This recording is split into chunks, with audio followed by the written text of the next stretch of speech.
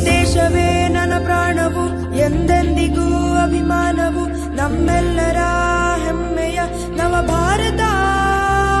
ನೀ ವಂದಿಸು, ಅಭಿನಂದಿಸು, ಗರ್ವದಿ ಆಲಂಗಿಸು. विजयी विश्व तिरंगा प्यार, झंडा ऊंचा रहे हमारा.